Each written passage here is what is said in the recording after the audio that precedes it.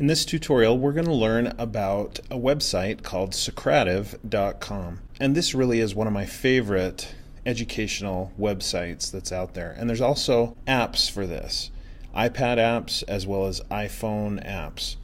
And I think of Socrative as being a tool for the mobile classroom, for using iPads in the classroom, for using iPhones in the classroom. But the nice thing about it is it's not restricted just to iPads and iPhones. If your students have Android devices, Android phones, they can use those. Chromebooks could use this. You could go to the computer lab and use this just on laptops or desktop computers. Socrative is not limited just to one brand or one company's products. So let's take a look at Socrative. And it's kind of tricky to teach about Socrative because there's really two parts to it. There's the teacher experience and then there's the student experience. And so I'm going to use this window here to represent the student experience. This represents my iPhone. And then what you see on the screen here, this is the teacher experience.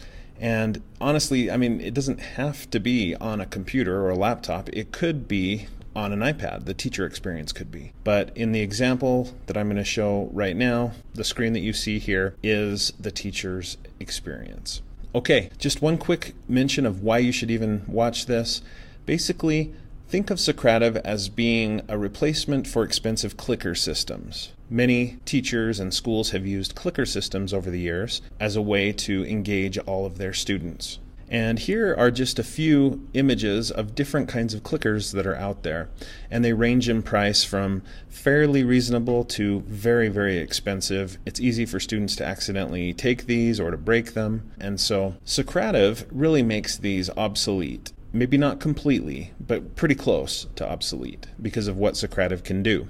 So I'm going to quickly sign in to my teacher account in Socrative just by clicking this teacher login button. And it takes me to my Socrative home screen. Let's take a look at the layout of this Socrative home screen really quickly.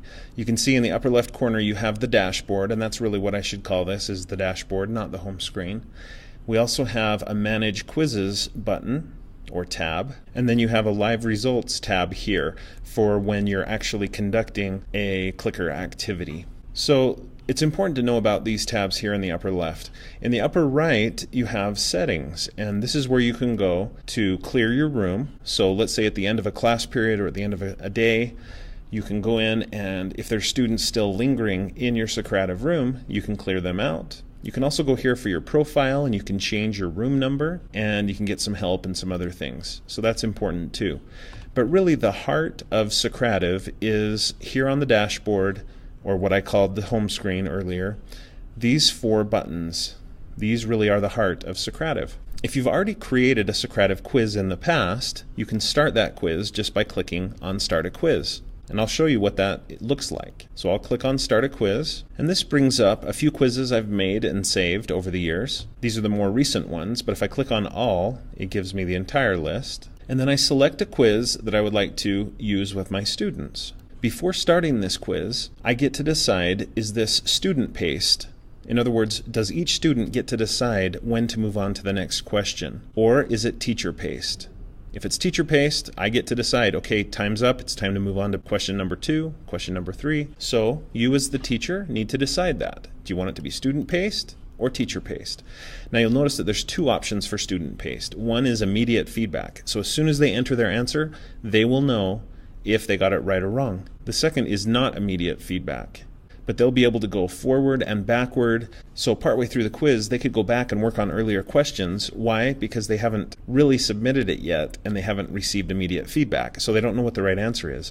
They can move forward and backward in the quiz until they're satisfied, and then they submit the whole quiz all at once. So that's what student navigation is. In most cases, this is what I choose: student-paced, immediate feedback. There are some other settings that you can choose or change.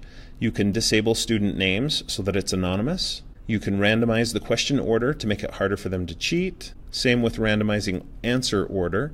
And this helps with that tendency that we as teachers have to make C the right answer more often than any other. So you could just randomize it. And then you can also disable student feedback so that they have absolutely no idea if they got the answers right or wrong. I'm just going to leave it at the default, and I'll click Start. So now let's look at what the experience is like for my students.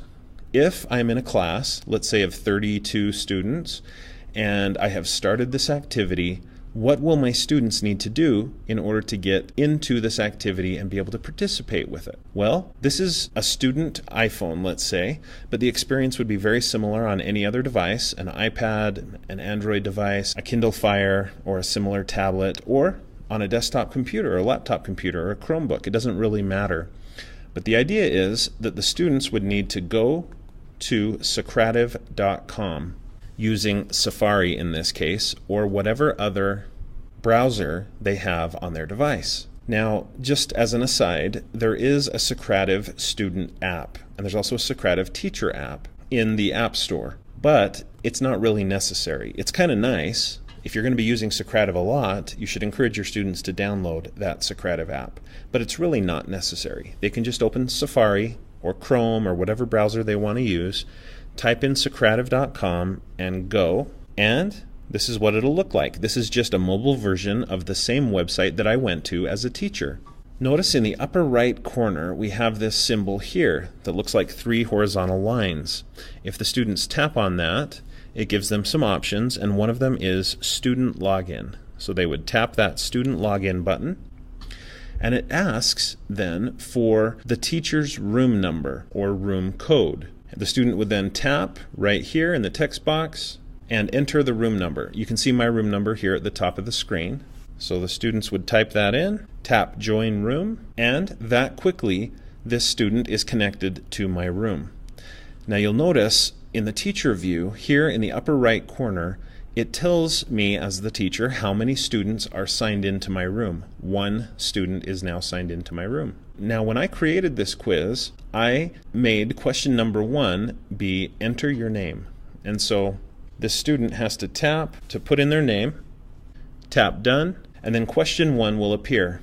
Now there are different types of questions that can be asked, but this one happens to be a multiple choice question, and I believe C is the correct answer. I'm going to tap C and submit your answer. As soon as the student enters the answer, notice that the teacher receives that. And so the teacher can see student 1 has completed question number 1 and has answered C and got 100%. So you as the teacher, of course, you wouldn't want this particular screen to be on your projector at the front of the room, because the students would be able to see what the correct answer is. They would be able to compare themselves with each other. Probably not a good idea. Notice if you really do want this at the front of the screen, because it does have the room number and some other details associated with it, you could click Hide Student Responses, and that way the other students won't be able to see the answers that they give, but they still will see the percentage. So it still may not be the best idea. It's up to you, of course. Back to the student view here. As a student, you can then click OK, and it moves along to the second question.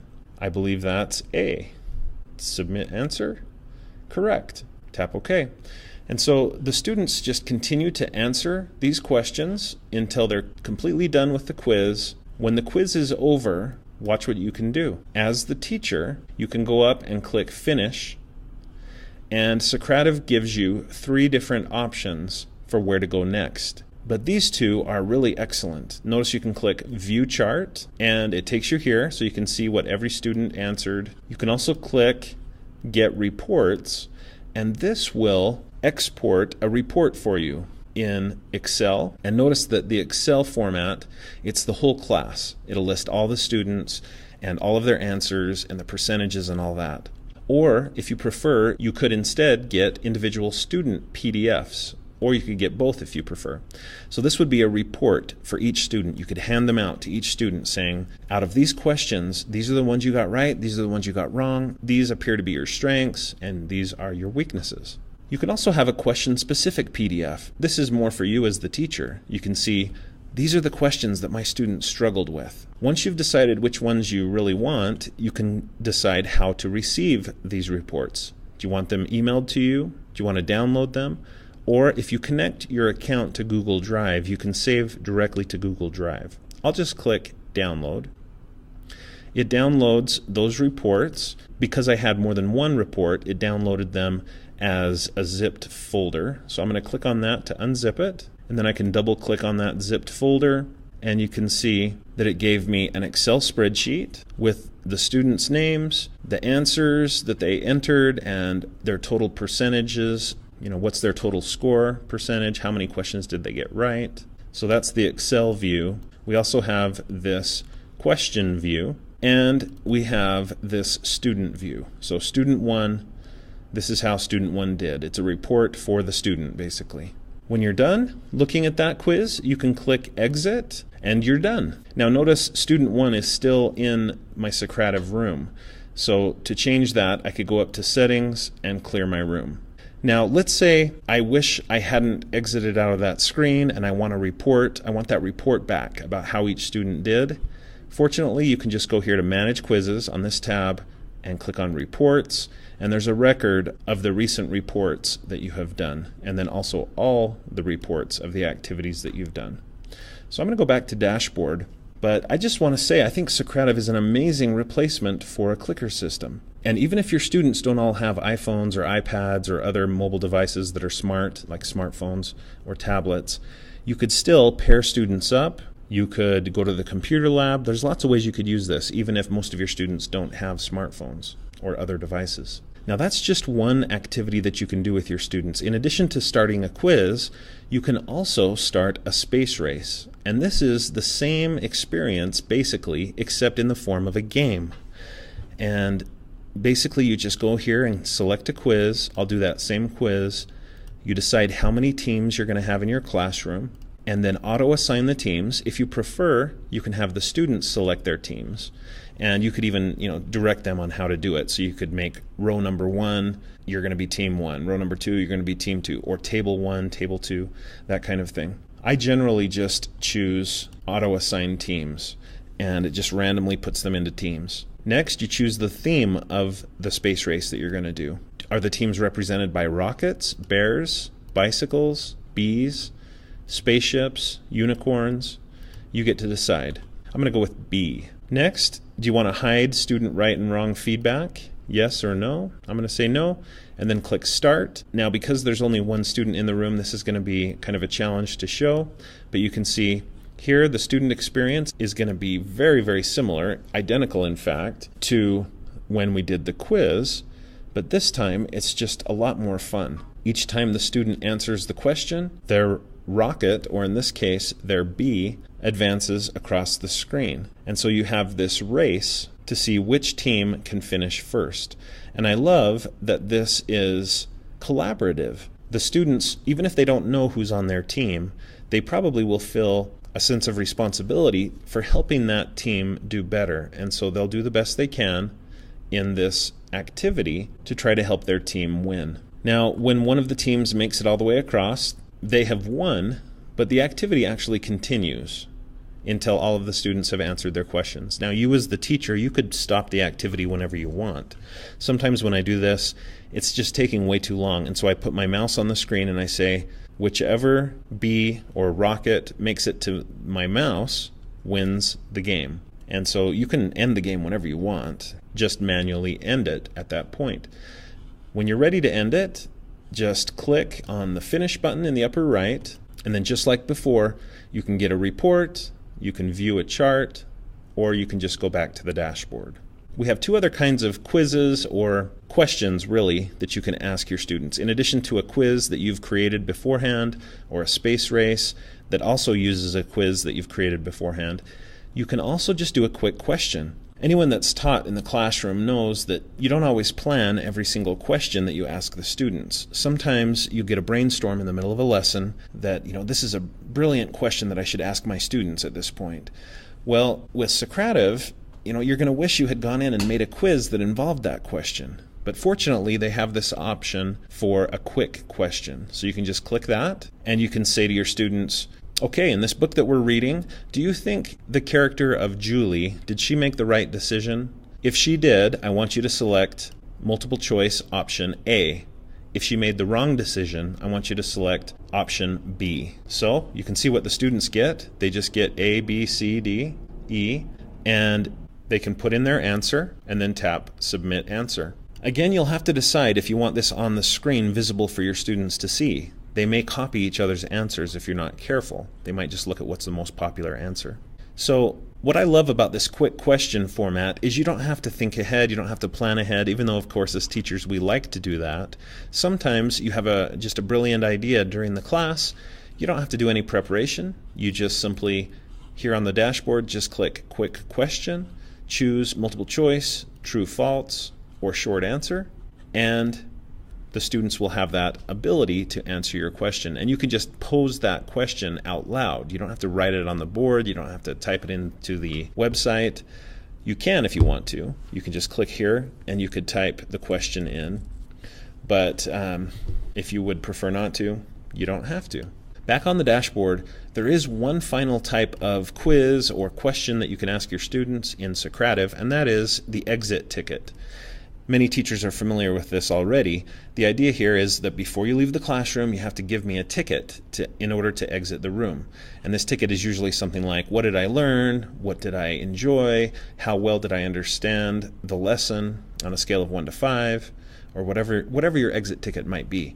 Well, in Socrative, when you click exit ticket, it gives the students a series of quick questions that they're supposed to answer. Once they put in their name, it asks, how well did you understand today's material? I totally got it. Submit answer. What did you learn in today's class? I learned how to reduce fractions. Okay. Submit that.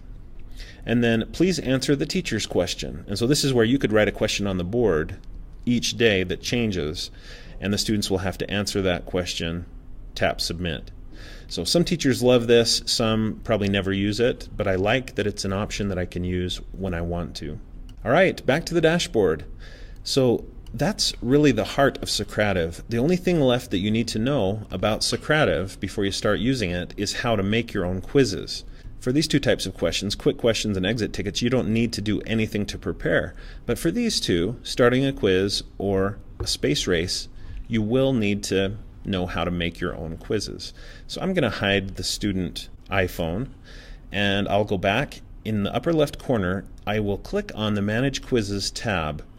And here on the tab, you can see there's 4 options. I can look at those reports of past activities that we've done, or I could import a quiz. Now this is for if a friend of yours or a colleague has a quiz that they use, they can give you their quiz number or SOC number. And you type that number in, click Import Quiz, and you will have their quiz. You'll have a copy of it though, so you could change it and it won't affect theirs.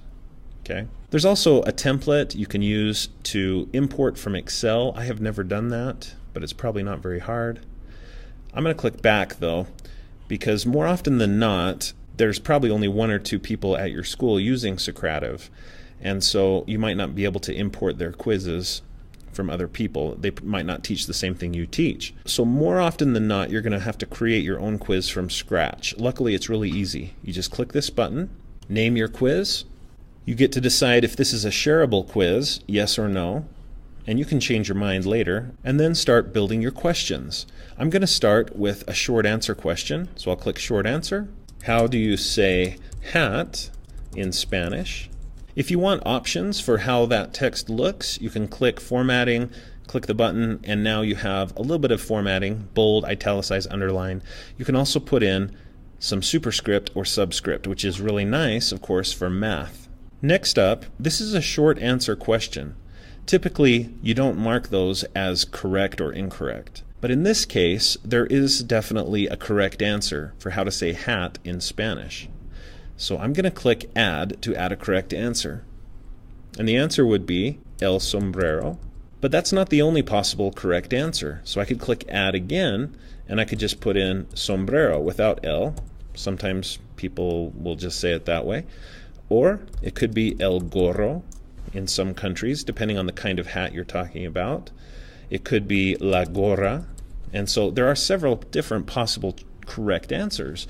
And in Socrative, you can put all of them in if you would like. Also, notice that if you want, you can put in a picture. So I could choose an image to include here. So earlier, I downloaded an image of a hat, and I saved it to my computer. And so I'll just click this button, and I'll go to the desktop, and there it is. I just double-click on it, and it pulls in a picture of a hat that can go with this question. Underneath, you can also add an explanation. So for example, in this case, I could explain that there's more than one way to say hat, and that maybe they need to learn other ways to say it as well. When the students put in their answer, they will see this explanation. My next kind of question, true or false? And I can just go in and type something like, the word dress in Spanish is feminine. And the correct answer is false. El vestido, the dress that a woman would wear, is actually masculine. So I put in false as the answer, and I could put an explanation there if I want to, and then I can just click save when I'm done with that question. The third type of question, multiple choice, I'll just click on it. It's quite similar to these others. I'll just put, how do you say shirt in Spanish? And I will put in some possible answers. And notice that you don't have to use all of the answers that are here, and you could add even more if you need to, but you don't have to use all of these spaces. If you don't need some, you could X out of them if they're bothering you, or just leave them blank. Before you save your multiple choice questions, make sure that you choose the correct answer. In this case, this is the correct answer, la camisa. Sometimes there's more than one correct answer, and you can mark those. Put in an explanation if you'd like, and then click save. So I've shown you the 3 different types of questions that you can build into your Socrative quizzes. You would just repeat this process of building your quiz, building your questions, adding pictures if you would like, and then when you're done, just go up to the top in the upper right corner, click Save and Exit, and this quiz is saved. That takes me back to my dashboard, and I'm ready to start a quiz or start a space race, and when I do, notice that I can very easily go down and choose Spanish clothing, vocab 3, which is the one I just barely created. It now shows up in my list of available quizzes. And if I go to Manage Quizzes, notice that I have a button here for My Quizzes, and I can click on that button, and it takes me to the quiz that I just built. And I could click on it if I want to duplicate it, to download it, to edit it, to continue to add more questions to it. If I want to switch to make it shareable or not shareable, I can do that. And so when you're done, just save and exit. Now that I've been in Socrative for a few minutes, notice that there are some live results. If I click on live results, it takes me back to this screen where I can see how my students are doing. So I feel like that's a great full tutorial on how to use Socrative in the classroom. And it's a great experience for both the teacher and the students. Whenever I've used this, the participants have enjoyed it. They've really liked that feedback that they get and being able to work together as a team in a space race activity. I just think Socrative is a great way to involve all of your students, to keep them engaged in your lesson and in the classroom, and to get feedback from everyone. Because as teachers, we really should be involving and hearing from all of our students, not just the 5 or 6 that always tend to raise their hands and volunteer answers.